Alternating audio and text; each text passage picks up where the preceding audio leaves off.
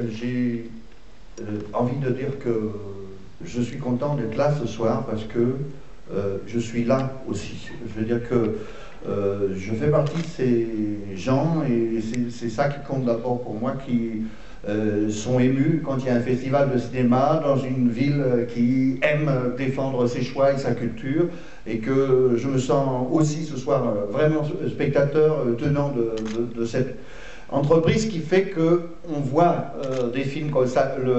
La grande machine du cinéma aujourd'hui ne permet pas de soutenir des films comme ceux d'Agnès, quel que soit le prestige de son nom. On le sait, les films ne durent pas, etc.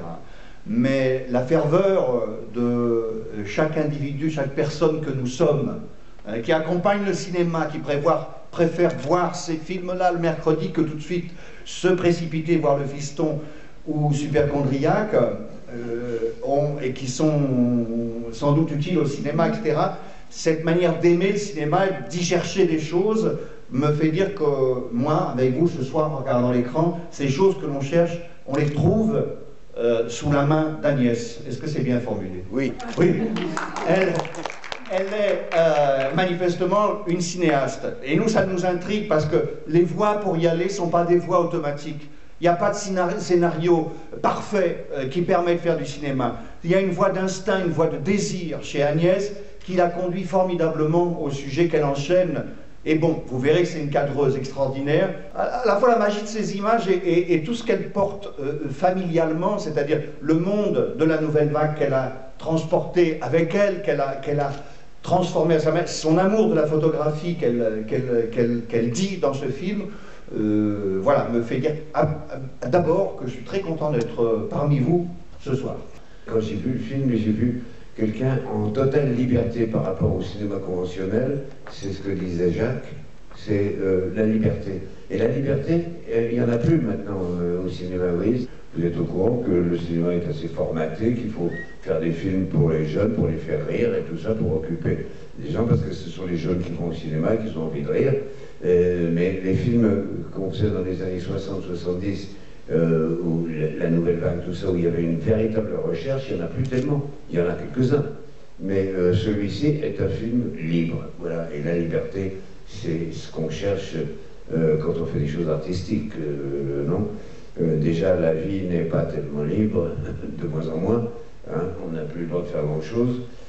Si au cinéma, quelqu'un qui prend son cœur et ses tripes à deux mains et qui vous pose son truc comme ça en toute liberté, moi je trouve ça formidable. Voilà. Et puis parfois, elle avait une idée précise de ce qu'il fallait faire, comme disait Jacques, et parfois on lui disait mais ça va pas, les gens vont pas comprendre, et du coup ça la contrariait un peu. Elle ne savait pas si elle voulait faire comme elle voulait ou s'il fallait faire comme on disait. Du coup, souvent, elle préférait plutôt faire comme elle voulait.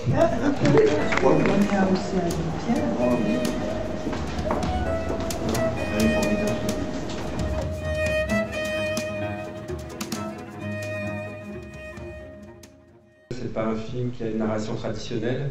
L'histoire est très simple. Il y a très peu d'événements et très peu de narration. Voilà. Vous êtes d'accord, Madame Bouvier? Non. Là, on va pas y arriver si vous dites toujours non. Hein? Au début, on était sur notre précédent court-métrage, c'était un moyen-métrage qui parlait d'une bande de copains comme ça. Et on avait décidé de l'écrire, ça s'appelait Les Falaises, on avait décidé d'écrire comment dire, leur jeunesse et leur chute en fait. Cette première partie où on apprend à connaître quelqu'un, et cette deuxième partie où on expérimente son absence. Voilà, ce qui nous intéressait, c'était plutôt la structure en fait. Et donc on avait décidé de se faire violence, et de faire violence au spectateur aussi peut-être, c'est-à-dire de s'en séparer à la moitié du film. C'était ça qui nous intéressait.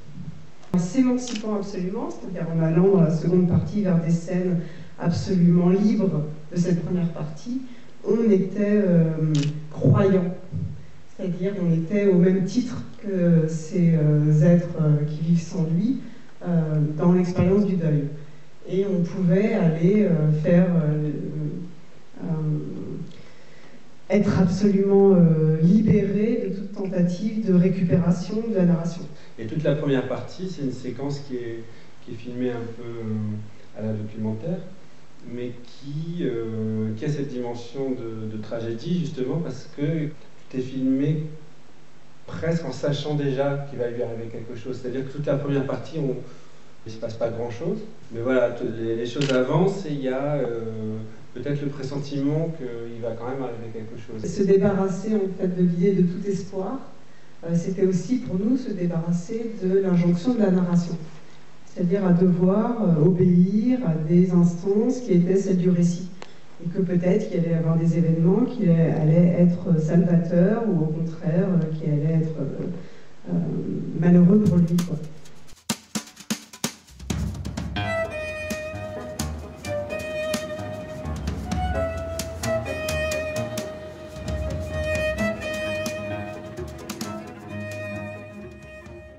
C'est-à-dire que j'ai filmé moi-même en Super 8 pendant une dizaine d'années. C'est 4 ans de travail plus ou moins au total, dont la dernière année plus ou moins 7 jours sur 7. La récolte c'était la plus facile, on a transféré toutes les images, il a fallu nettoyer les images, les assembler, on a tout archivé, on a créé les bases de données pour encoder les choses et pouvoir les retrouver par groupement. Parce qu'il y avait plusieurs méthodes de montage qu'on a appliquées côte à côte, on a trié toutes les images pendant plusieurs mois aussi. Donc par exemple on avait créé 60 critères. J'allais de voiture en montagne, c'était idiot, mais ça permettait de retrouver les choses. En même temps qu'on a fait la base de données pour décrire toutes les collines. Et on a largement pas épuisé d'ailleurs toutes les images qu'on avait. Je pense qu'il reste encore plein de films possibles à faire à partir de ces images parce qu'elles sont. En fait, la démonstration du film, c'est d'essayer de dire que des gens qui n'ont pas forcément une idée du cinéma ont capté ou ont voulu dire quelque chose de la beauté du monde. C'est comme écrire une symphonie avec des images disparates, une voix, des sons, la musique. Donc pour que les choses soient cohérentes du début à la fin, c'est un travail immense pour que les choses s'intègrent d'une toute importante. Merci beaucoup.